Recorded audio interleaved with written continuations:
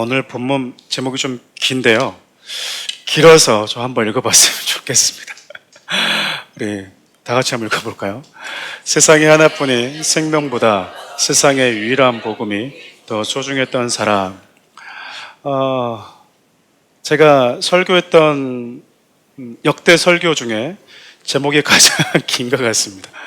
어떤 제목을 정할까 정말 고민 많이 하다가 이렇게 정해도 마음에 안 들고 이렇게 정해도 마음에 안 들었던 것 같아요. 그만큼 오늘 저 여러분들과 함께 나눌 메시지가 아주 단순하고 또 우리가 익히 알고 있는 내용이면서 또 우리가 이 땅에서 함께 믿음의 공동체를 이뤄가는 우리 모두에게 너무나 중요한 메시지이기 때문에 제목을 고르는데 참 많이 고민했었습니다. 그래서 아예 한 문장으로 이 문장만 기억하더라도 될 만큼 제목을 정해봤어요. 우리가 산불은 아무리 조심해라라고 강조해도 지나치지 않는다고 하죠. 근데 여러분은 정말 아무리 강조해도 지나치지 않는 것이 있어요. 그것이 바로 예수 그리스도입니다. 사람들은 아무리 또 생각하고 또 생각해 보아도 정말 사람들은 더 가치 있는 것을 얻기 위해서 기꺼이 덜 가치 있는 것을 포기하면서 살아가는 게 맞는 것 같습니다. 사람들은 두 개의 가치 중에서 하나를 선택해야 된다고 하면 더 가치 있다고 여기는 것을 붙들기 위해서 덜 가치 있는 것을 기꺼이 포기하기 때문에 그렇죠. 바울에게 있어서 최고의 가치는 누구였을까 생각해 보면 예수 그리스도였습니다. 예수 그리스도. 지난 시간 우리는 바울이 아가야 지역에서 3개월간 머물다가 3차 전도 여행을 마치고 이제 배를 타고 예루살렘으로 돌아가려고 했다라고 우리는 살펴봤죠. 이제 배 타고 돌아가면 됩니다. 그 배 안에서 그동안 3년 가까이 넘게 3차 전도 여행을 끝마치고 이제 돌아가는 그 배편에서 좀 쉬면 되거든요. 그런데 한 가지 소식이 바울에게 탁 들어오게 된 거예요. 그 배에 탄 유대인들이 당신을 죽이려고 지금 계획하고 있습니다. 그래서 바울이 그 배를 타지 않고요.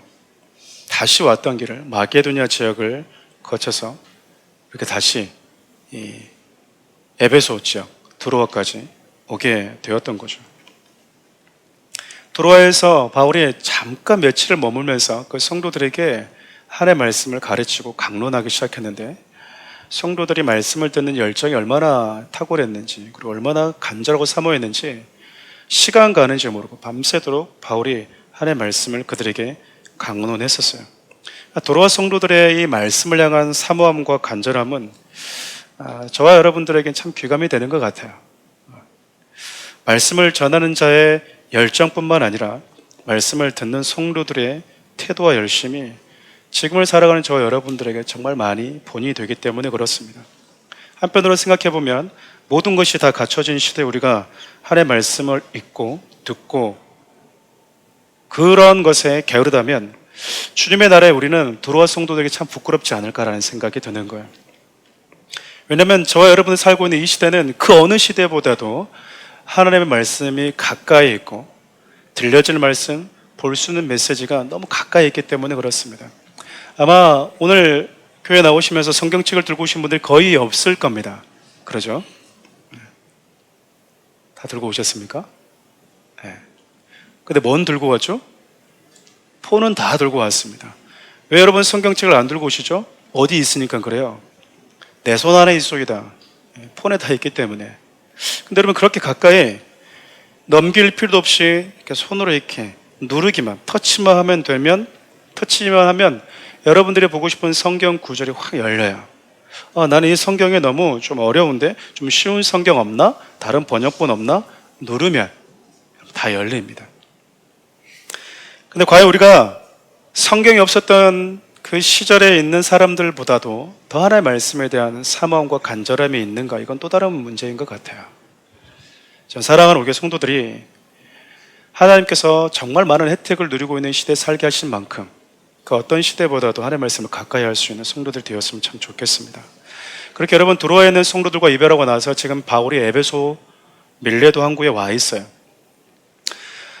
그렇게 육로로 돌아가면서 자신이 세우고 섬겼던 성도님들을 다시 한번 영적인 서비스라고 그럴까요? 한 번씩 돌아보고 있는 건데, 바울이 오랜 시간 동안 에베소에 있었는데도 불구하고 바울이 이번에는 에베소를 직접 들어가지 않고 밀레도 항구에 와서 에베소에 있는 장로들을 불러 모읍니다. 에베소로 들어가서 장로들과 만나면 되는데 굳이 그렇게 하지 않았던 이유는 우리가 성경을 살펴봤기 때문에 충분히 짐작할 수 있어요. 바울이 에베소 소동 때문에 지금 피해서 고린도 지역까지 다시 오게 되었던 거잖아요. 그런 자기가 다시 에베소로 들어가게 되면 또 다른 소동이 일어나지 않을까? 자기가 그것을 또 오래 머물지도 않을 건데 그냥 벌집 쑤셔 놓듯이 들어갔다가 나올 건데, 자기가 들어간 걸로 인해서 에베소 지역에 있는 교회들과 성도들이 행여나 힘들지 않을까라고 염려했던 것 같아요. 그래서 에베소로 들어가지 않고 밀레도 항구에서 에베소 교회 장로들과 리더십들을 다 불러 모은 것이죠. 에베소에서 밀레도까지는 한 50km 정도 된다라고 그래요. 그리고 여러분, 바울은 그들에게 이제 마지막 고별 설교를 합니다. 저와 여러분들 읽었던 내용이 바로 에베소 지역에서 함께 울고 울었던 리더들, 장로들을 바울이 떠나기 전에 밀레도 항구로 불러 모아서 그들에게 마지막 고별 설교하는 장면이에요. 가끔 우리가 설교하다 보면 그런 내용들이 있죠. 이 설교는 우리 남편이 참 들으면 좋은데 잘 나오다가 왜 하필이면 이번 주에 안 나왔지? 또 가끔씩은 오늘 설교는 우리 아내가 딱 들으면 좋은데 우리 아내가 지금 없네. 그런 생각 종종 할 때 있지 않습니까? 참 이 설교는 물론 나도 있지만 할 때 그 물론은 예의상 스스로에게 얘기하는 것일 거고, 우리 남편이 우리 아내가 들었으면 참 좋겠는데. 여러분, 모든 설교는 하나님께서 저와 여러분이 주신 메시지인 걸 믿으십니까? 하지만 오늘 설교는 남편도 아내도 아니라 목사님 저에게 주고 있는 메시지의 무게가 더 큽니다. 저에게 주는 메시지예요. 참 오랜 시간 동안 이 메시지 본문을 봤습니다. 왜냐하면 물론 하나님의 말씀을 전할 때는 저도 전하는 위치에 있지만 전하면서 저도 회중에 앉아있는 마음으로 전하거든요.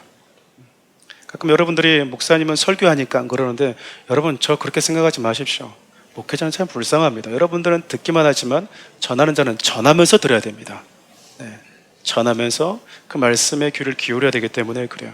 적어도 오늘 본문은 하나님의 교회 장로들, 바울이 이제 에베소 교회에 없고 떠나야 되고, 그러나 에베소 교회에 남겨져 있는 장로들과 리더들에게 앞으로 교회를 어떻게 섬겨야 되고 성도들을 어떻게 섬겨야 되는지에 대한 당부의 메시지가 담겨져 있기 때문에 저를 포함해서 사랑하는 우리 교회 리더십들에게 조금 더 무게중심이 쏠리는 메시지가 아닐까 싶습니다. 나아가서 여러분, 교회 리더뿐만 아니라 한 영혼을 우리가 제자 삼기를 원하는 모든 성도들에게 주는 당부하는 메시지라고 생각이 들어요. 그럼에도 여러분, 오늘 목사가 성도와 이별할 때 당부하는 메시지이기 때문에 겸허하고 조금은 무거운 마음으로 오늘 본문을 좀 살펴보면 좋겠습니다. 오늘 본문의 분위기가 화기애애한 분위기는 아니잖아요. 그렇죠? 가끔 여러분 설교하다가 목회자가 가끔씩 참 어려울 때가 있어요. 왜냐하면 이 본문을 읽으면 이 본문의 분위기가 있거든요. 예를 들면 하나님은 아파하시고 괴로워하시는데 여러분 웃읍시다, 웃으면 복이 와요, 이럴 수는 없잖아요. 그렇지 않나요?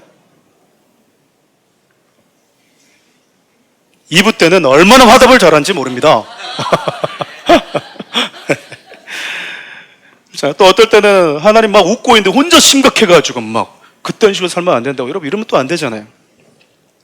오늘 바울이 여러분 사랑하는 리더들과 헤어진다고요. 오늘 본문을 자세히 읽어보신 분들 아시겠지만 바울이 다시 너희들 이제 볼 수 없을 거야, 이렇게 얘기를 하고 있다고요. 그래서 엉엉 울고 있는 겁니다. 바울이 장로들에게 권면하고 있는 장면을 보면요, 바울이 그동안 에베소 교회를 어떻게 섬겼는지, 그 성도들에게 무엇을 가르쳤는지, 또 어떤 자세를 가르쳤는지 너무나 자세히 기록이 되어져 있어요.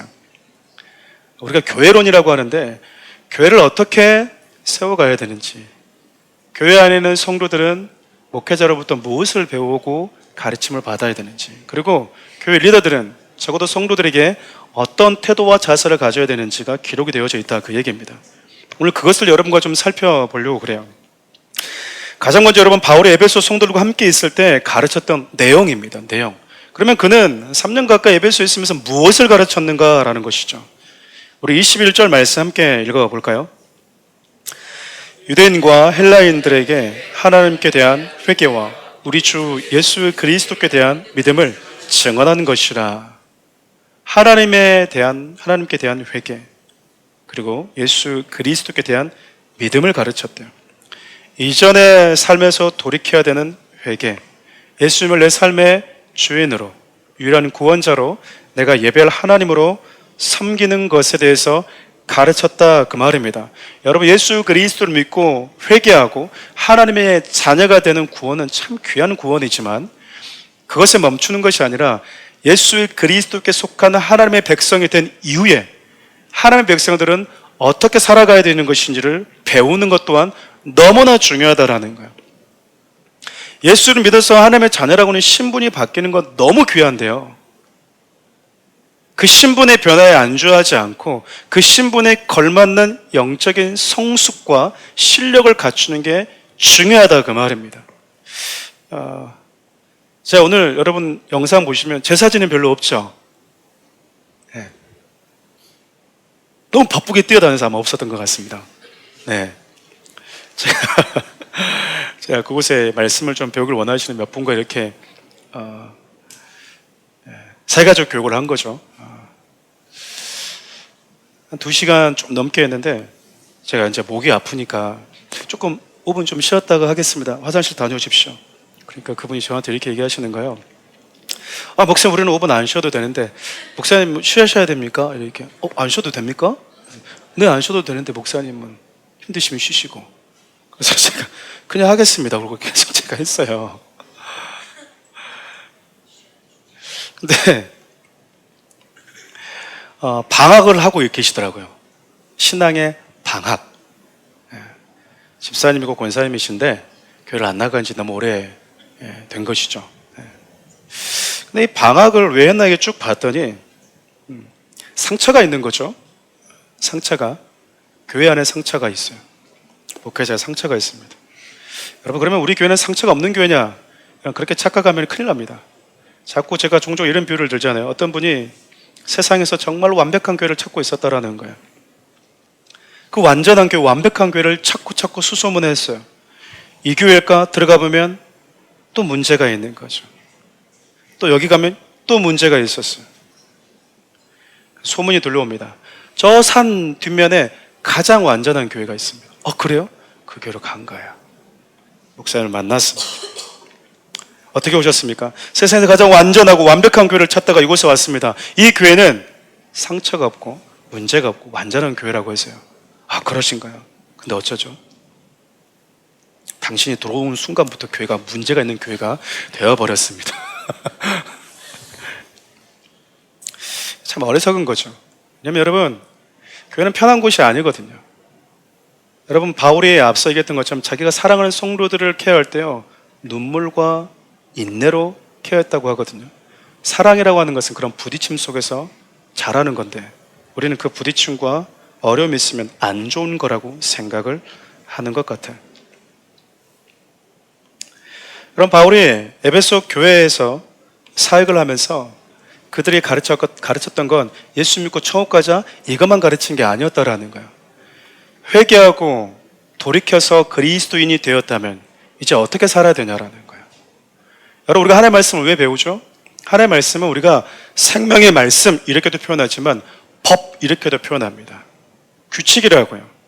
한 나라에는 그 나라에 속한 법과 규칙이 있듯 하나님의 나라에도 법과 규례와 법칙이 있는데 그 법칙과 기준이 하나님의 말씀이다, 그 말이에요. 하나님의 말씀을 배우는 이유는 그리스도인들이 하나님의 백성들이기 때문에 그래요. 하나님의 백성된 자들이 어떻게 살아야 되는지, 어떤 방향을 가지고 어떤 마음을 가지고 살아야 되는지를 하나님의 말씀을 통해서 배우는 것이죠. 아이들이 여러분 자라면 하나씩 가르쳐 줍니다. 교통 규범부터 시작해서 윤리와 도덕도 하나씩 가르치죠. 우리가 살고 있는 대한민국에서 중요한 헌법과 가치도 조금씩 아이들이 듣게 되는 것이죠. 그러니까 여러분, 성경에서 말하고 있는 교회는 어떤 교회야 되는가? 예수 믿고 신분의 변화라고 하는 이 구원만 갖는 게 교회인가? 그래서 미성숙한 유아원과 유치원을 만들 것인가? 유치원이 부흥해가지고 아이들이 200명, 300명이 되어버리면 과연 좋은 교회인가? 여러분, 정말 그런 교회를 원하십니까? 숫자가 모였는데 계속해서 밥도 먹여주고 이유식 떠먹여달라고 그러는 교회를 만들고 싶으세요? 바울은요, 3년 동안 있으면서 그런 교회를 만들지 않았습니다. 네가 하나님의 자녀라고 하는 신분의 변화라고 하는 구원을 경험했다면 이제 그리스도인답게 살아야 된다라는 거예요. 여러분, 제가 이 부분을 여러분에게 참 자주 언급했습니다. 우리가 하나님의 형상대로 지음받았다라고 하는 것은 다스리고 정복하라 이런 개념이 아니에요. 네 마음대로 살 수 있어. 네가 왕이야. 네가 통치자야. 하나님의 왕이기 때문에 너도 왕이니까. 그게 하나님의 형상이야. 여러분, 인간의 탐욕이 섞여 있는 메시지예요. 성경에서 말하는 하나님의 형상이라고 하는 것은요, 보이지 않는 하나님을 유일하게 눈으로 볼 수 있는 존재가 인간이었다 그 말이에요. 사람을 보면 보이지 않는 하나님이 어떤 분이신지가 보였다 그 말이에요. 우리 여러분, 예수 그리스도를 믿고 작은 예수가 되라고 한 얘기가 무슨 얘기일까요? 너를 보면 그분이 보여야 된다 그 말이에요. 그게 원래 인간이었다 그 말입니다. 근데 여러분, 지금 사람을 보면 뭐가 보입니까? 괴물이 보이고 짐승이 보이고 그러잖아요. 그게 잃어버린 거예요. 적어도 여러분, 우리가 그리스도인이 되었다고 한다면 하나님의 말씀을 통해서 어떻게 살고 어떻게 어디로 가야 되는지를 배우는 궁극적인 이유는요, 저와 여러분들의 모습 속에서 도대체 인간은 어떤 존재로 지음받았는가? 인간은 도대체 어떤 존재인가? 인간이란 무엇인가? 저게 가장 아름다운 인간의 인간됨이구나라고 하는 것이 보여야 된다라고 하는 거예요. 바울은요, 그것을 가르쳤대요. 성도들에게. 여러분, 저희들 이곳에 모여있지만 여러분들을 보면서 어떻게 사랑하는 우리 교회 성도를 볼 때마다 이게 그 사람 될 수 있는 사람이었어? 여러분들이 10년, 20년 동안 사회생활을 하고 계시는데 부장님 교회 다니셨습니까? 이러고 있으면 뭐 문제가 있는 거잖아요. 굳이 말하고 싶지 않으면 풍계라도 나야지. 그렇지 않아요? 냄새라도 나야 되는데 20년 동안 말을 안 했다고 해서 냄새까지 안 나면 그렇잖아요. 문제가 있잖아요. 제가 오늘 아침에도 문자를 받았어요. 우리 리더, 우리 팀들과 공유했는데 한 사람 한 사람 얼굴과 표정 속에서 너무 하나의 모습이 보였대요. 참 제가 뿌듯했습니다. 그분들이 저와 여러분을 통해서 누구를 보는 거죠? 우리 주님이 우리에게 오셨다면 이렇게 우리를 위로해 주지 않았을까? 이렇게 힘이 되어 주지 않았을까? 교회는 교제하는 것이 목적이 아니고요, 하나님의 백성답게 사는 것을 가르치는 곳입니다. 그래서 여러분, 배우셔야 된다 그 말이에요. 배우셔야 된다. 둘째로 여러분, 에베소 성도들에게 회개 삶과 예수 그리스도를 향한 성도들이 가져야 되는 그 마땅한 믿음에 대해서 가르칠 때 바울은 어떤 자세로 가르쳤을까? 우리 19절과 20절 말씀 함께 읽어볼까요? 곧 모든 겸손과 눈물이며 유대인의 간계로 말미암아 당한 시험을 참고 섬긴 것과 유익한 것은 무엇이든지 공중 앞에서나 각 집에서나 거리낌 없이 여러분에게 전하여 가르치고. 여러분, 목회자는 성경 지식만을 가르치는 자가 아닙니다. 영혼들을 향한 애타는 마음이 있어야 돼요. 저는 전도사 때부터 지금까지 성도들에게 말씀을 가르쳐 왔거든요. 말씀을 가르칠 때 뭔가 설레는, 그리고 뿌듯함, 그리고 참 그 뭐라 할 수 없는 그 참 귀한 마음이라고 할까요? 그 마음이 있었거든요. 근데 성도들을 가르치는 게 여러분도 어떠실지 모르겠지만 저에게는 그다지 어렵지는 않았습니다. 성도들이 하나님의 말씀을 가르쳐주는 게 어렵지는 않았어요. 근데 평생 그들과 함께 뒹굴면서 같이 아파하고, 때로는 속도 상하고, 때로는 같이 울고 웃고, 그 목양이라고 하는 것을 제가 지금 여러분과 함께 6년 넘게 하고 있거든요. 참 이건 쉽지 않은 거구나 라는 걸 느꼈습니다. 잘 들으셔야 돼요, 여러분. 쉽지 않다고 제가 얘기했지 싫다고 얘기한 게 아닙니다. 자식들 키우는 게 쉽지 않다고 하는 것은 자식이 싫다라는 게 아니잖아요. 그런데도 불구하고 포기하고 싶지 않은 게 목양이더라고요. 부교육자 때 경험하지 못했던 무게감을 안고 살아가는데도 불구하고 그 이전에 혼자서 가르치고 말씀을 전하면, 그래서 성도들이 환심을 사면 참 괜찮고 나이스한 목사가 되는 그 시절로 돌아가고 싶지는 않더라고요. 바울이요, 말씀 가르치는 교사로서 에베소 성도들과 관계를 맺었던 게 아니라 그는 목양을 했습니다. 같이 울었고요, 눈물을 흘렸고 아파했고, 겸손한 마음을 가지고 한 영혼이 그리스도의 사람으로 세워져 갈 수 있도록 그가 몸부림쳤다라는 거예요. 그것뿐만 아닙니다. 바울이 그런 상황에서 겸손한 마음으로 성도들 향한 눈물을 가지고 그들을 양육하고 그들을 가르쳤음에도 불구하고 바울이 결코 편한 상황에서, 편안한 환경에서 말씀을 전하지는 않았어요. 그리고 지난 시간 계속해서 살펴보았던 것처럼 바울이 예수님을 만난 이후에 평생 안고 갔던 짐이 있었는데 그게 바로 자기가 사랑하는 동족들로부터 오는 괴롭힘이었어요. 단순한 여러분 왕따 정도가 아니고요, 그냥 틈만 나면은, 기회만 있으면 죽이려고 했거든요. 잡아 죽이려고 하는 수많은 위협 속에서 바울이 그 모든 것들을 견뎌내고 에베소 교회 성도들을 떠나지 않고 그들을 끝까지 지키면서 그들 곁에서 말씀을 가르쳐 주었던 거죠. 여러분, 지금 이 메시지를 누가 듣고 있는 겁니까? 에베소 장로들이 지금 듣고 있는 거예요. 내가 지금 어떻게 너희들과 함께 있을 때 너희들을 목양했는지 너희들 다 알고 있지. 바울이 왜 그렇게 끝까지 그들 곁에 남아서 그들을 지켜주려고 했을까? 어쩌면 여러분, 바울은 자신이 떠난 이후에 에베소 교회에 필연적으로 불어닥치는 마귀의 시험에 대해서 교회 리더들이 성도들과 함께 영적인 중심을 어떻게 잡아줘야 되는지, 그것을 몸소 보여주고 싶었는지도 몰라요. 이렇게 하는 겁니다. 이렇게 하는 겁니다. 이런 위협이 올 때는, 이렇게 사단이 그 배후에서 우리를 두렵게 하고 우리에게 위협을 줄 때는 이렇게 겸손한 마음으로, 이렇게 눈물을 흘리면서 교회 공동체를 지키면 됩니다. 그것을 여러분 몸소 보여주고 싶었던 거 아니겠습니까? 우리 29절부터 37절 말씀 함께 읽어볼까요? 내가 떠난 후에 사나운 이가 여러분들에게 돌아와서 그 양떼를 아끼지 아니하며 또한 여러분 중에서도 제자들을 끌어 자기를 따르게 하려고 어그러진 말을 하는 사람들이 일어날 줄을 내가 아노라. 여러분, 양떼를 먹이로 삼는, 물어뜯는 이리에게 연민이라는 게 있을까요? 뜯어 먹을 때 아프지, 살살 뜯을게, 이런 일이 봤어요? 아파? 여기서부터 그럼 뜯어줄게, 이런 게 봤어요, 여러분?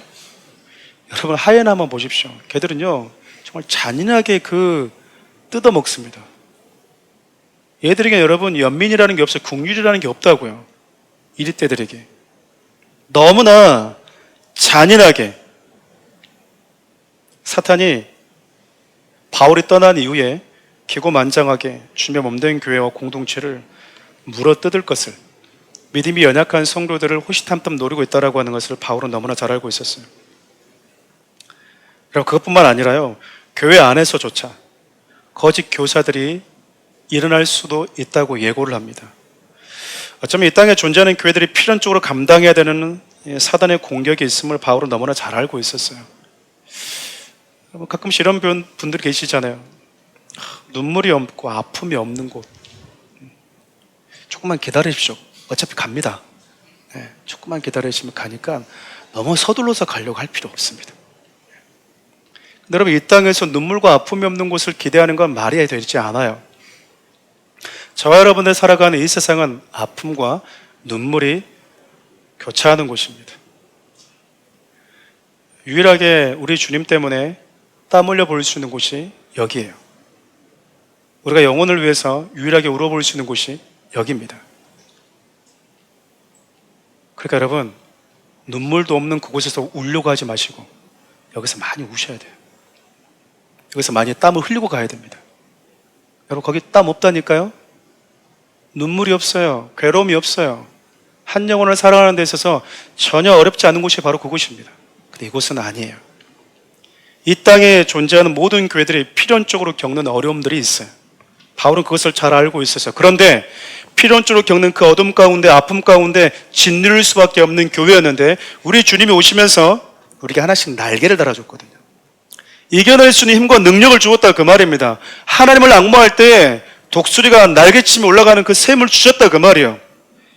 높이 있는 담장을 보면서 저건 어떻게 넘어갈 수 있지? 예, 우리는 절망이었는데 우리 주님이 우리에게 날개를 주시면서 그 담장을 뛰어넘을 수 있는 우리에게 힘을 주셨다니까요.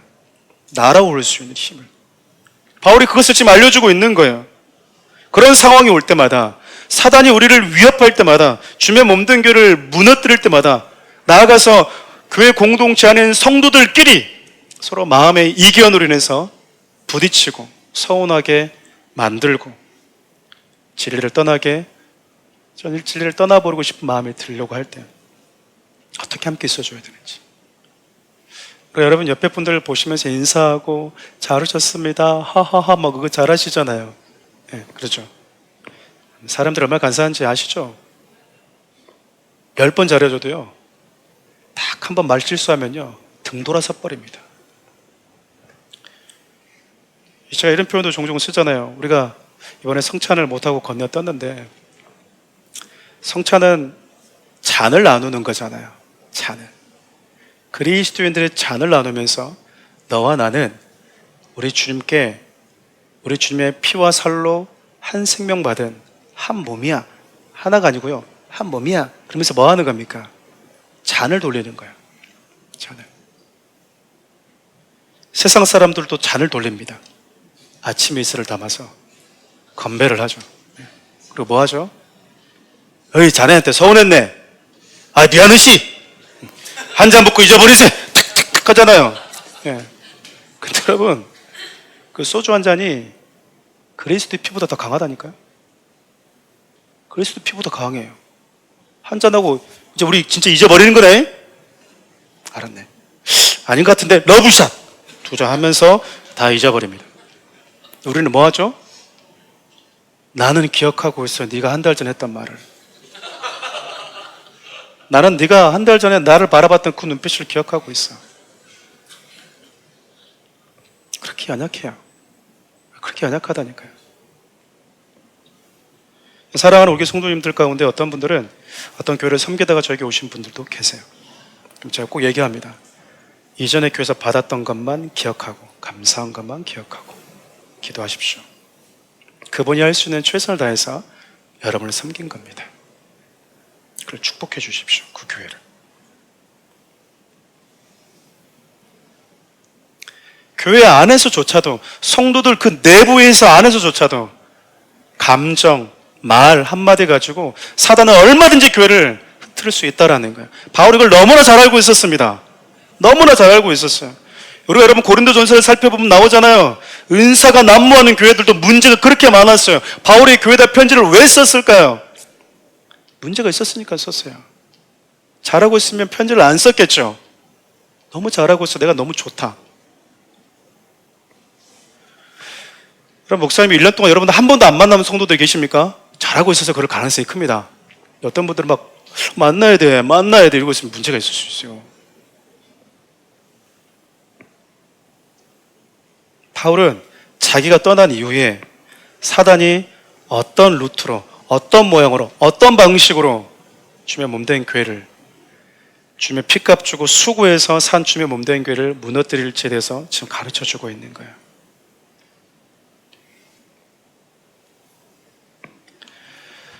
여러분 이때 바울의 성도들에게 그런 어려움과 자신에게도 마찬가지로 유대인들의 수많은 위협이 있음에도 불구하고 그 배후에 있는 사단의 여러 가지 그 공격들을 의연하게 바람을 막 맞아가면서 견뎌내고 있는 그 바울의 모습을 장로들은 다 보았습니다. 그러니까 바울이 그런 표현을 자주 쓰잖아요. 내가 그리스도를 본받은 것이 나를 본받아라고 얘기하잖아요. 여러분 다 그런 말을 할 수 있어야 되는 거예요. 가끔씩 그런 말 하면 예수님을 본받았지 또 자기를 본받아라고 한다고. 이런 분들을 만나면 참 많이 돌봐줘야 돼요. 그렇잖아요. 이해를 못하고 있다는 얘기잖아요. 여러분들 다 그런 말을 할 수 있어야 된다니까요. 집사람 잘 모르면 제가 하는 대로 따라오면 돼요. 아, 그래요? 네. 내가 하는 대로만 따라오면 돼요. 알겠어요. 이래야 되는데 나 따라오면 안 되는데 이러면 안 되잖아요.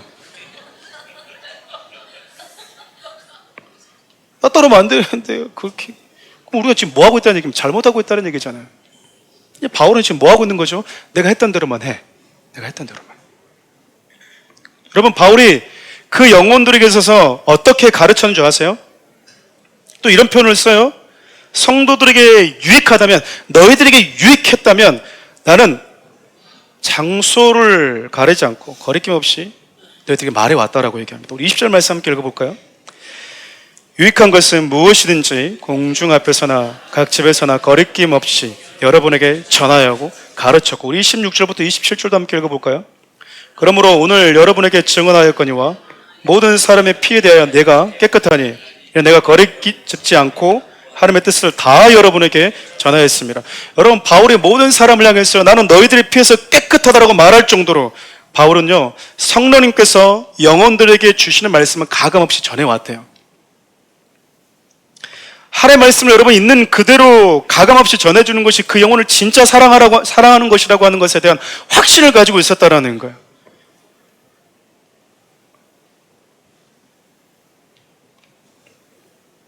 가끔 성도님들이 그런 분들도 계세요. 왜 저렇게 말하지? 저렇게밖에 표현을 못하나? 그리고 자기가 동의하고 있고 내가 옳다고 생각하는 것을 목사님이 얘기해 주면 은혜 받았다고 그래요. 성도님들이 은혜 받았다고 할 때는 내가 동의하고 있는 걸 목사님도 똑같이 얘기하시네. 아멘. 내가 동의가 안 되는 말을 하는 목사님이 하면 왜 저러지? 나는 여러분 그러니까 정서가 다르고 이들이 바울이 오기 전에 예수님을 전하기 이전에 그들의 삶 가운데 이미 굳어져 있는 사고와 사상들을 무너뜨리고 깨트릴 때 얼마나 많은 몸부림들이 있었겠습니까? 그렇게 해서 예수를 믿겠다고 그리스도인들이 된 자들이잖아요. 근데 여러분 다 경험해 보셨겠지만 내가 예수를 믿어야 되겠다, 내가 하나님의 자녀로 살고 싶다, 나는 하나님의 나라의 백성으로 살고 싶다, 나는 대한민국 백성이지만 동시에 하나님의 나라의 백성으로 살고 싶다라고 하는 그 결단과 함께 예수 그리스도의 십자가 부활을 지나서 그리스도인이 된 이 은혜가 너무 귀한데도 불구하고 여러분 그때 그 기쁨이 너무 귀한데도 불구하고 여러분 내가 옳다고 생각하는 그 사고를 깨트리면서 가는 게 얼마나 어려운지 몰라요. 얼마나 어려운지 모릅니다. 바울이 성도들의 감정과 정서가 좀 거스린다고 해도 그들의 영혼에 유익이 된다고 판단하면 바울은요 그냥 전했대요. 여러분 교회에서 가장 눈치가 빠른 분이 누군지 아십니까? 가장 눈치가 빠른 사람 딱 한 명을 뽑으라면 누굴까요? 여러분 접니다. 저라고 여러분 믿어주세요. 얼마나 눈치가 빠른지 몰라요. 여러분 눈빛 봐도 기분 상했네, 마음 상했네, 뭐가 있네, 불편하네. 제가 모를 것 같죠 여러분? 탁 하면 바로 다 들어옵니다. 여러분 설교 안 듣고 있네, 다 들어와요 여러분. 지금 점심 먹으려고 지금 가로수길 한 바퀴 돌고 있네. 다 옵니다. 저 정도가 지금 나를 좀 어려워하네, 다 보입니다 여러분. 근데 여러분 그거 안고 가감없이 말씀 전해주는 게 여러분 쉬울 것 같아요, 어려울 것 같아요? 여러분 목회자가 정말 조그만 마음을 독하게 먹으면 여러분 전부 다 제 사람 만들 수 있어요. 반은 한 반 정도는 그래도 제가 목사님이 안적을 많고 일어서면 일어설 수 있게 만들 수 있는 성도를 제가 반도 맞나? 한 3분의 1은 제가. 내 사람이 뻔히 기분이 나쁜 걸 알고 있고 마음에 상해 있는 걸 알고 있는데도 불구하고 당신 들어야 됩니다, 이 메시지를. 이게 당신을 살리는 메시지입니다. 여러분 병원 갈 때가 있잖아요. 병원 가면 여러분 저는 지금도 주사 맞는 게 싫습니다. 여러분 주사 맞는 거 좋아하시는 분 계시나요? 저는 링겔 맞는 거 너무 싫거든요. 막 이렇게 맞을 때 그리고 막 좀 기술 있게 지금 이렇게 핏줄을 빨리 찾아가지고 누르면 되는데 전 4번까지 맞아봤거든요. 언제까지 막. 근데 이렇게 또 아픈 표정을 낼 수 없잖아요. 아, 그러셨어요? 괜찮습니다. 뭐 이렇게. 근데 여러분, 이게 나이가 조금씩 들면서 몸이 조금 약해지잖아요. 그럼 병원 가면 얘기를 해요. 이거 맞고 이거 하나 더 맞으면 좋을 것 같습니다. 지금 통증이 있죠? 그럼 여기에만 맞는 게 아니라 여기 작은 주사 한 10개 정도 맞으면 괜찮습니다. 그럼 여러분 제가 뭐라고 하는 줄 아세요? 하나만 이러지 않고요. 10개 맞으면 됩니까? 10개 제가 다 맞더라고요. 하면서 맞더라고요. 아프죠? 근데 회복이라고 하는 그 기대감 때문에 다 수용하는 거예요. 하나님 말씀은 아픕니다. 하나님 말씀은 아파요. 하나님 말씀은 때로는 불편합니다. 여러분들이 설교단에서 설교를 듣고 나갈 때 다 웃고 나가는 게 좋은 게 아니다 그 말이에요. 어떤 분들은 고민하고 나가셔야 돼요. 어떤 분들은 불편하면서 나가셔야 되는 거예요. 바울이 그것을 가감없이 전했대요. 여러분, 바울이 사역했을 때 동일하게 그렇게 사역했는데 우리 갈라디아서 1장 10절을 표전 세 번으로 함께 읽어볼까요? 내가 지금 사람들의 마음을 기쁘게 하려고 하고 있습니까? 아니면 하나님의 마음을 기쁘시게 하려고 하고 있습니까? 아니면 사람의 환심을 사려고 하고 있습니까? 내가 아직도 사람의 환심을 사려고 하고 있다면 나는 그리스도의 종이 아닙니다. 바울이 뭐라고 얘기하면요, 나는 단 한 번도 사람의 환심을 사기 위해서 말씀을 전한 적이 없습니다. 왜? 나는 여러분들의 종이 아니라 하나님의 종이기 때문입니다. 여러분, 말씀을 전하다 보면, 목양을 하다 보면 성도들이 뭘 좋아하는지를 알아요. 무슨 말을 듣고 싶어 하는지 안다니까요. 바울이 그들이 듣고 싶어 하는 것과 하나님이 전해주고 싶어 하는 게 아다리가 맞으면 소위 전했지만 안 맞으면 뭐 했대요? 나는 그리스도의 종이기 때문에 하나님이 그 영혼에게 전하라고 메시지를 전해왔다라는 거예요. 또 여러분, 왜 바울이 그렇게 성도들에게 말씀을 전했을까요? 이유가 간단합니다. 내 양이 아니에요. 내 성도가 아니라고요. 여러분, 사랑하는 우리에게 속했으니까 여러분의 대장이 전주하십니까? 저 아니에요, 여러분. 여러분 대장 예수 그리스도시거든요. 여러분의 주인은 예수 그리스도예요. 저는 여러분, 잠시 우리 주님이 오시길 때까지 돌봐주라고 하는 그리스도의 종일 뿐이에요. 여러분들이 제 성도가 아니다 그 말입니다. 만약 여러분들이 제 성도고 여러분들이 제가 목양하는 교회가 제 교회면 여러분 제 마음대로 하면 되겠죠. 제 기분 내키는 대로 하면 되겠죠. 근데 그럴 수가 없어요. 종종 제가 좀 그런 표현들을 씁니다. 성도들은 참 좋아요. 왜 좋은 줄 아십니까? 성도들과 여러분 목사의 가장 큰 여러 가지 차이가 있는데 그 중요한 결정적인 차이 중에 하나가 뭔지 아세요? 성도는 교회를 선택할 수 있습니다. 목사는 성도를 선택할 수 없습니다. 들어오면 다 받아야 됩니다. 들어오면 다 받아야 돼. 들어오면 받아야 돼. 고를 수가 없어요. 여러분들 고를 수 있잖아요. 여기 안 맞네. 목사님 설교 이상. 그럼 뭐 갈 수 있어요. 더 좋은 교회로. 저는 고를 수가 없어. 불쌍히 여겨주시길 바랍니다. 저를. 이 성도가 오면 참 좋을 것 같은데 이 성도 괜찮은 성도인데 근데 그 성도는 매몰차게 목사님 감사해서 그러고 안아버리고 저 성도는 주여 괜찮습니다. 저 말고 더 힘든 교회로 보내주옵소서. 그래도 막 오는 성도들이 있어요. 뭐 어떡해. 잘 오셨습니다 하면서 또 뭐 해야 돼요? 웰컴 해줘야 되잖아요. 성도를 선택할 수가 없어요. 근데 여러분 제가 그걸 다 하면서 뭘 느끼신 줄 아세요? 내 양이 아니다. 그 사람도 내가 원했던 그 사람도 이 사람은 제가 좀 양보하고 싶은데 그 사람도 내 양이 아니라는 거예요. 적어도 여러분 이곳에 앉아 계신 분들은 김현 목사가 전하는 교양 과목 들으러 온 것이 아니라 적어도 목회자를 통해서 하나님께 주신 메시지가 무엇인지 듣기 위해서 오셨다면 우리 주님이 말씀하시면 그 말씀 가운데 겸손히 무릎을 꿇을 수 있는 마음을 가져야 됩니다.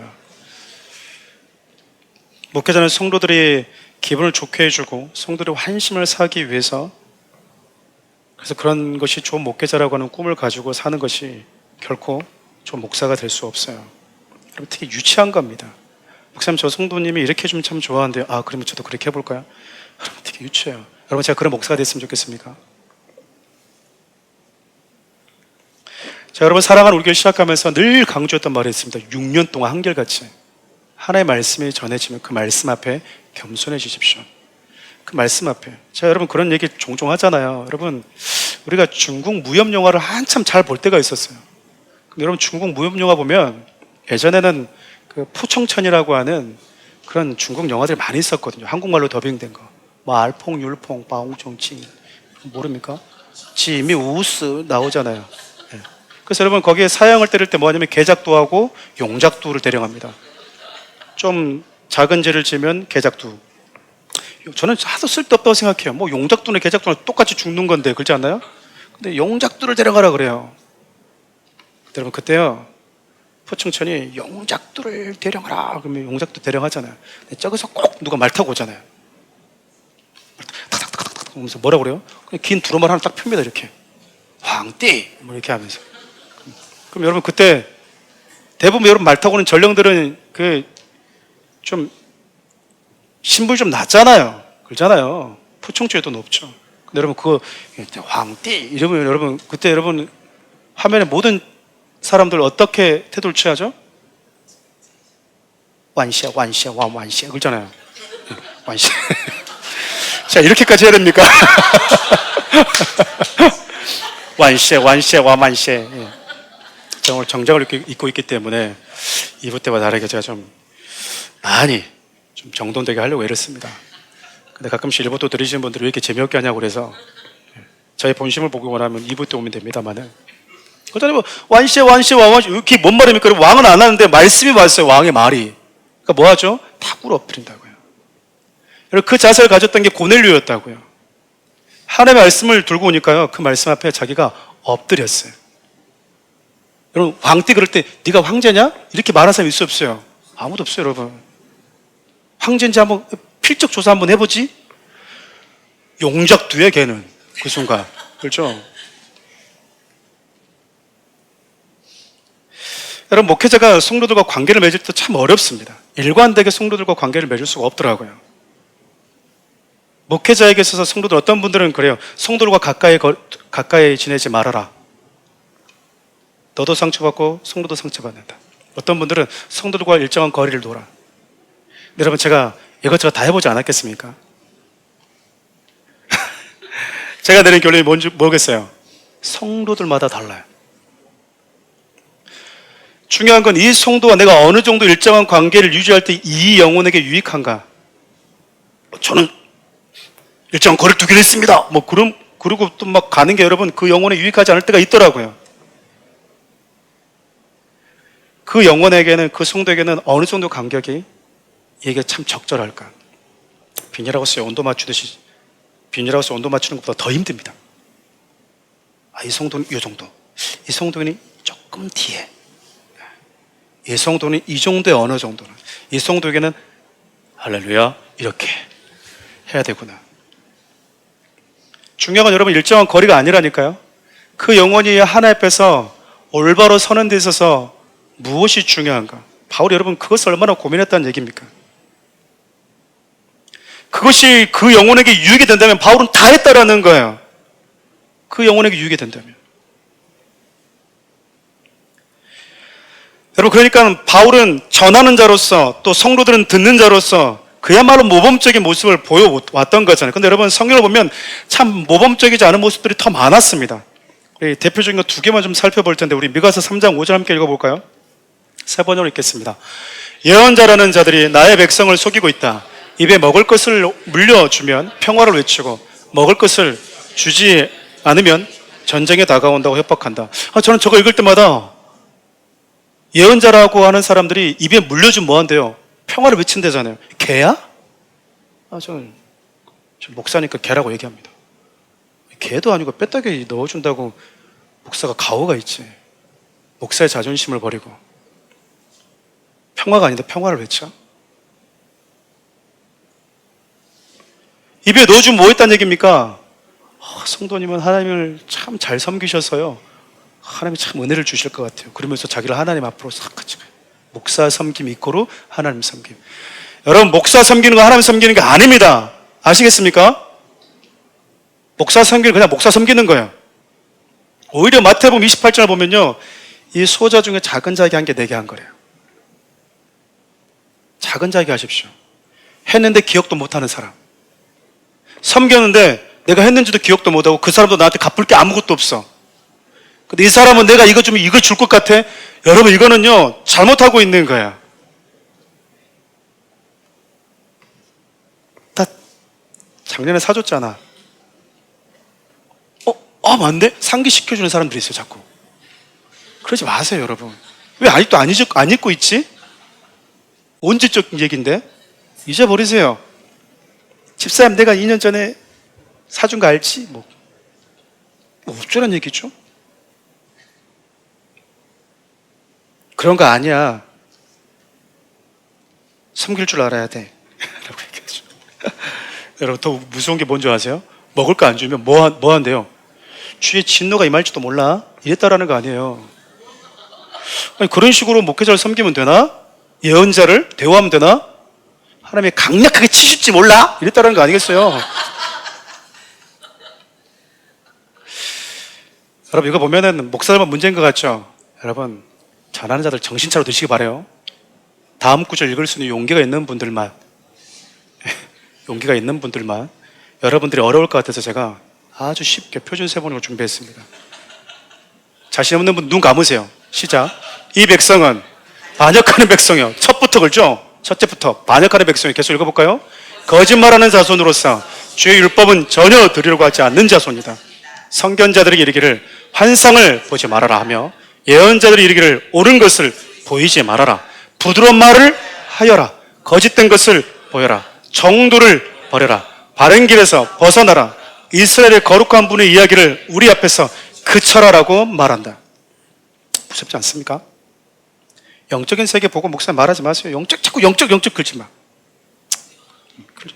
옳은 말이고 뭐고 다 싫으니까 부드러운 말 좀 해주세요. 부드러운 말 좀. 목사님 말 너무 지거냐. 딱딱해. 제가 사랑하는 우리 시작할 때 그랬거든요. 여러분, 그거 좋아해서 온 거 아니었어요? 그 매력 때문에 온 거 아니었습니까? 그 직원 때문에? 돌려서 해주는 게 좋았습니까? 아닌 것도 그래, 그럴 수도 있죠. 이걸 좋아해서 온 겁니까? 아무리 하나님의 말씀이고 뭐고 직언하지 말고 상처되는 말은 하지도 말고 부드러운 말 좀 해주세요. 그 말이잖아요. 지금 거룩하신 하나님이 이야기하지 말고 지금 당장 내 사업이 잘 되고 내 자녀가 잘 되는 그런 긍정적인 사고와 이 땅에서 잘 되는 그 이야기 해주세요. 지금 그 말이잖아요. 그걸 여러분 예언자들이 지금 강요하고 있다라는 거예요. 미가서를 보면 전하는 자는 입에 물려주면 성도님에게 하나님 복 주실 겁니다. 안 물려주면 별미 가져와야지 축복해주지. 별미도 안 가져오는데 어떻게 축복을 해줘? 이러고 있다 그 말이에요. 성도들도 어떻게 하죠, 여러분? 그런 말씀 듣고 싶지 않아요. 영적인 말씀, 옳은 말씀 듣고 싶지 않아요. 나도 알아요. 내가 뭐가 문제인지. 꼭 그 얘기를 제 앞에서 해야 되겠습니까? 좀 위로가 되는 말 좀 해주면 안 돼요? 위로가 되는 말. 우리 주님의 위로는요, 토닥토닥이 아니고 우리를 살리는 게 위로거든요. 성도들이 목회자를 존경하고 또 사랑으로 섬기는 거 참 귀하다고 생각합니다. 하지만 적어도 그 섬김이 뇌물로 전락하지 않으려면요, 목회자는 자신을 섬기는 자들에게 가감없이 얘기할 수 있어야 돼요. 얘기할 수 있어야 된다고요. 저는 저희 성도님들 한 번씩 넥타이 사주고 와도 전 얘기합니다. 정신 차리셔야 됩니다. 정신 차리셔야 된다고. 전 얘기합니다.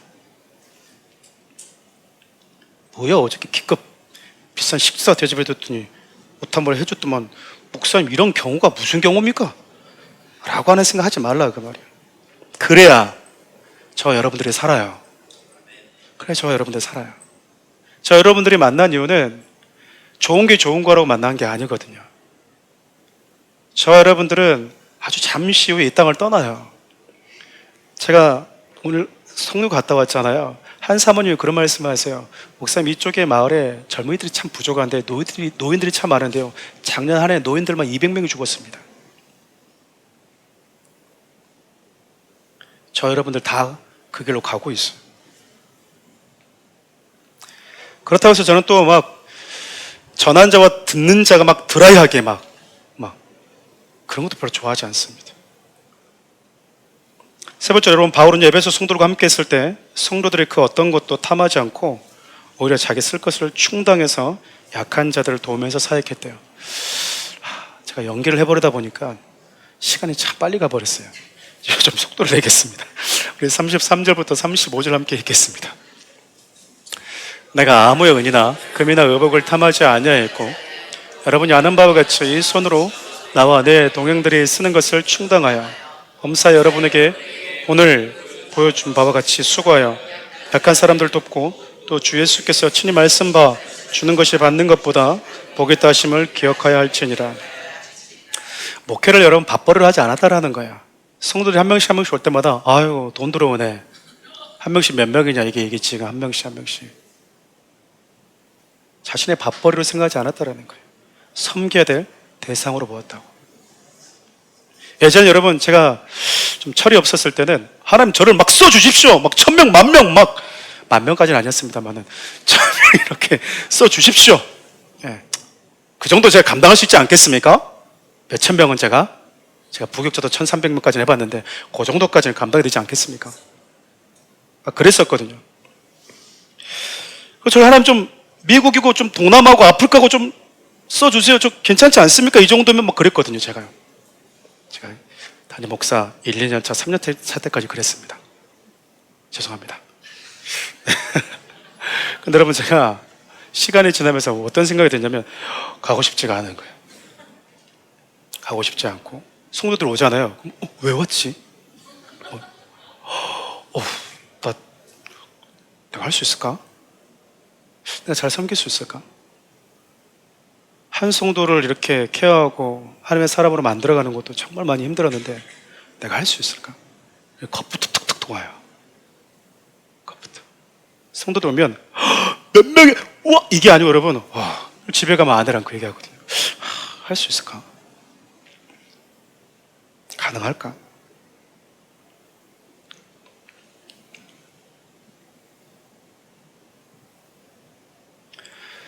바울의 성도들 대할 때요,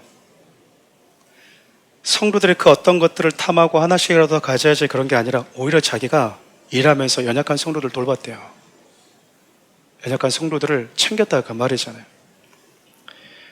여러분 우리 교회 리더들 참 많이들 그렇게 하고 계시거든요. 사랑하는 우리 여러분 목적헌금이라고 하는 게 있는데 누가 힘들다 그러면요 목적헌금 누구누구 성도님에게 여러분 다 그 성도들에게 갑니다. 받은 성도 누군지도 몰라요. 가끔씩 목사님 제가 좀 하고 싶습니다. 제가 직접 교회에다가 하지 않고 제가 직접 갖다 줄게요. 위험하거든요. 교회에다 하십시오. 믿고. 리더들이 연약한 성도들을 그렇게 돕고 케어해요. 그 성도들이 지금 어떤 어려움에 처해 있는지 어떤 힘듦에 있는지를 여러분 섬세하고 세심하게 돌보고 있어요. 여러분 저는 여러분들을 영적으로 잘 돌보는 목회자로서 살아가겠습니다. 여러분의 기도가 필요해요. 여러분 기도가 참 필요합니다. 그리고 역시 여러분들이 그리스도인다운 위치를 잘 지킬 수 있도록 저도 돕겠습니다. 여러분 역시 이게 하나님의 말씀이라면 여러분 다 뒤로 하고 그 말씀 앞에 여러분 지금처럼 겸손해 주십시오. 제가 지금까지 여러분 사랑하는 우리 성도들을 대하면서 늘 감사한 게 바로 그거예요.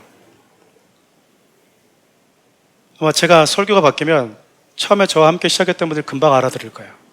목사님 1년차 때 2년차 때 했던 것과 좀 분위기가 달라요. 다 아실 거예요. 근데 제가 지금까지 담대하게 하나님의 말씀을 전할 수 있는 이유는요, 여러분들이 그 자리를 잘 지키고 계시기 때문에 그래요.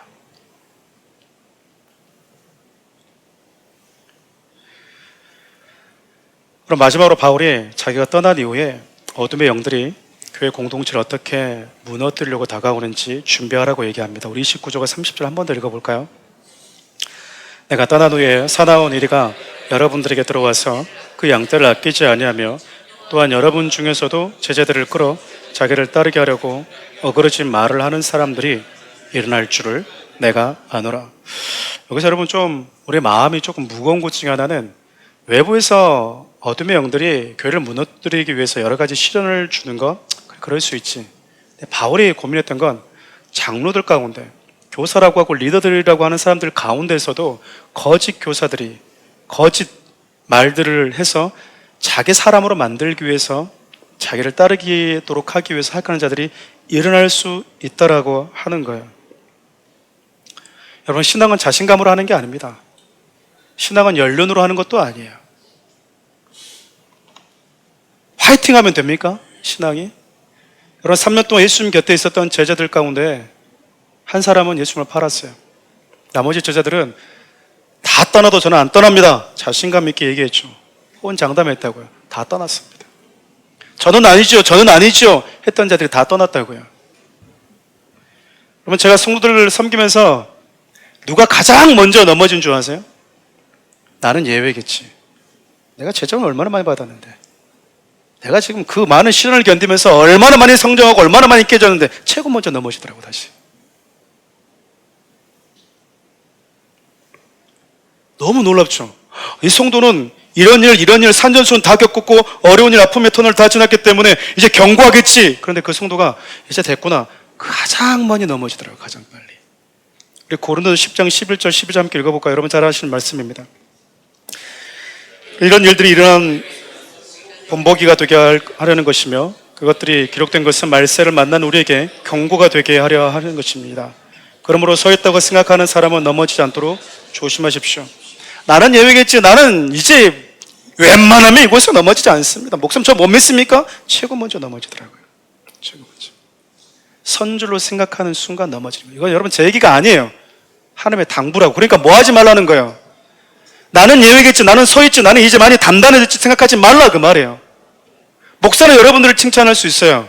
잘하고 계셨습니다. 잘 견디셨습니다. 많이 단단해지셨습니다. 네, 여러분 스스로 그렇게 생각하지 마십시오. 여러분, 그럼 여기서 넘어지지 않을 수 있는 비결은 뭘까요? 우리 31절 읽고 말씀 마무리하려고 합니다. 그러므로 여러분이 일깨어 내가 3년이나 밤낮 쉬지 않고 눈물로 각 사람을 훈계하던 것을 기억하라. 여러분, 깨어있는 것만이 넘어지지 않는 비결이래요. 깨어있는 것은 무조건 기도하라. 물론 기도가 전제되어 있습니다.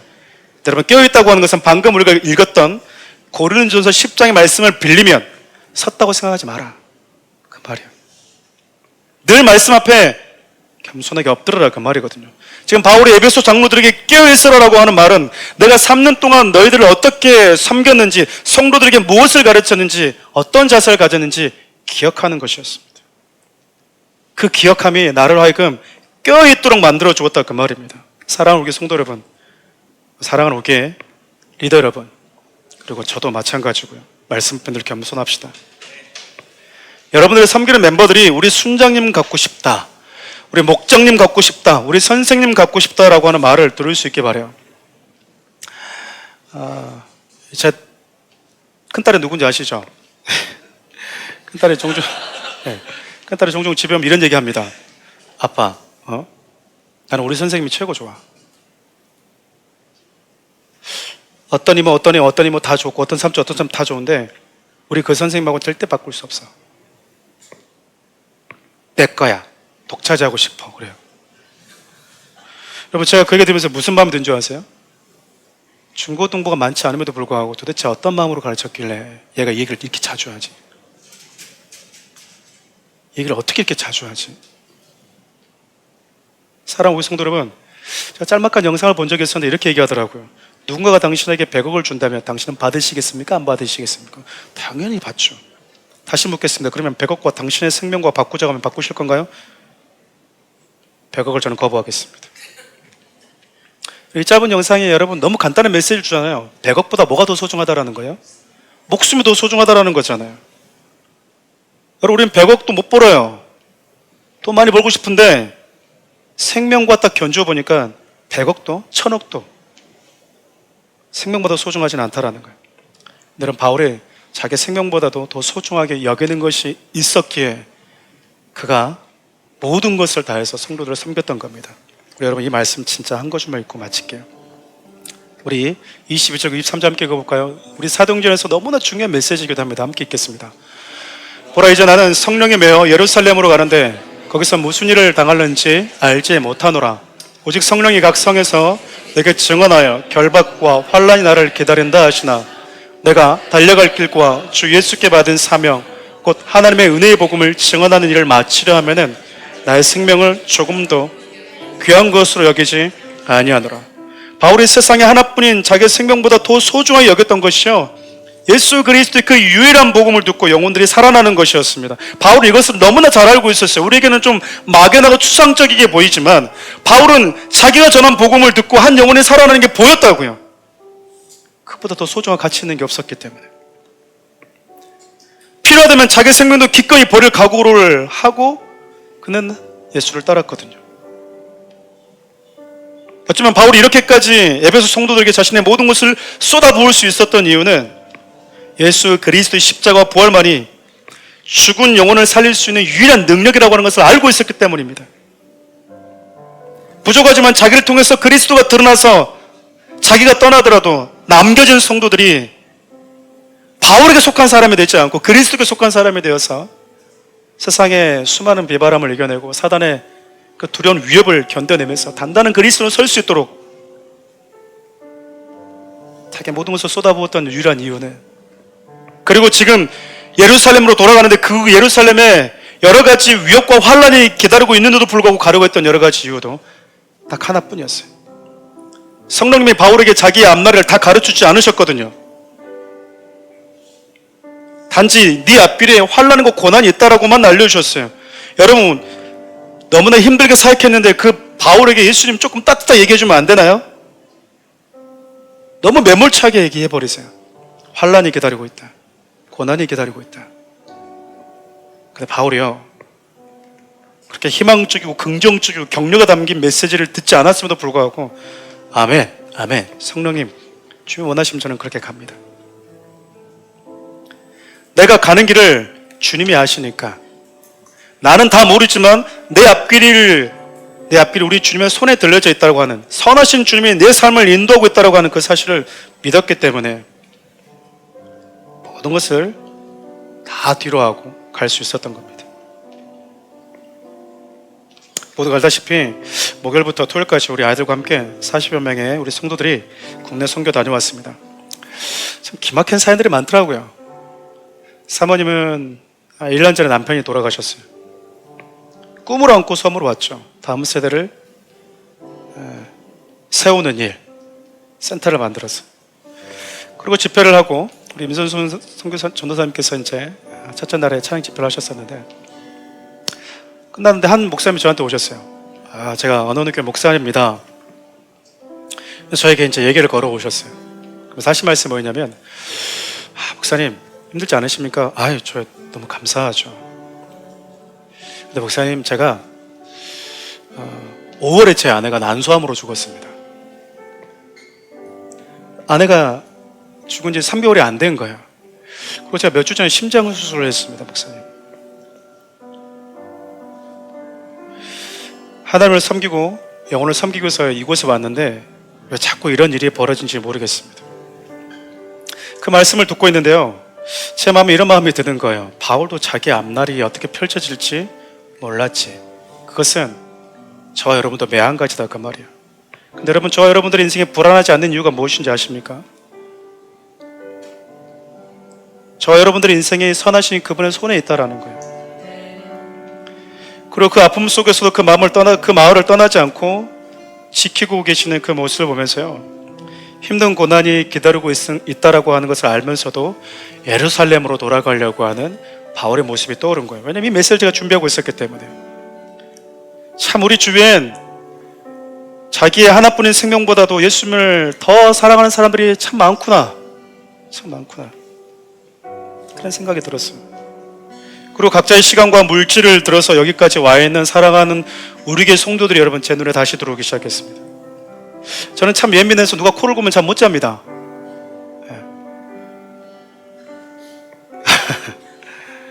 반성하고 회개하라고 이 말을 하는 게 아니고요.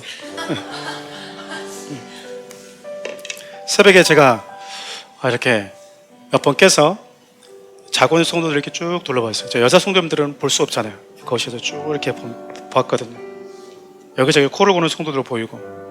제 마음속에 이런 마음이 드는 거예요. 이들은 왜 여기 와 있는가?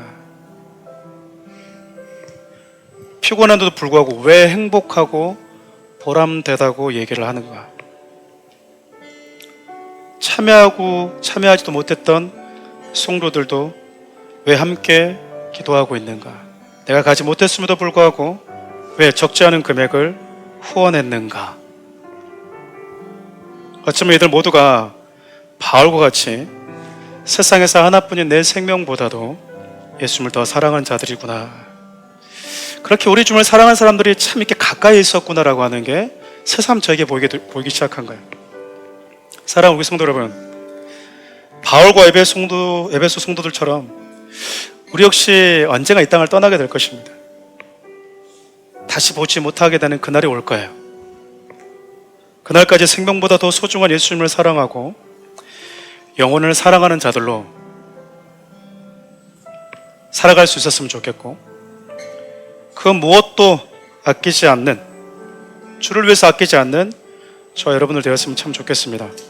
여러분들에게 이 말씀을 준비하면서 꼭 얘기를 해드리고 싶었어요. 참 감사합니다. 그리고 또 얘기도 해드리고 싶었습니다. 제 인생에 들어와 주셔서 감사합니다. 우리 옆에 분 보고 한번 그렇게 인사해 볼까요? 제 인생에, 제 삶에 들어와 주셔서 감사합니다. 서로가 서로의 삶에 이렇게 들어와 있습니다. 우리 주님의 나라가는 그날까지 후회 없이 하나님을 사랑하고 영혼들을 사랑하면서 살다 갔으면 좋겠어요. 우리 찬양을 좀 주님께 시간이 좀 많이 갔지만 올려드렸으면 좋겠습니다.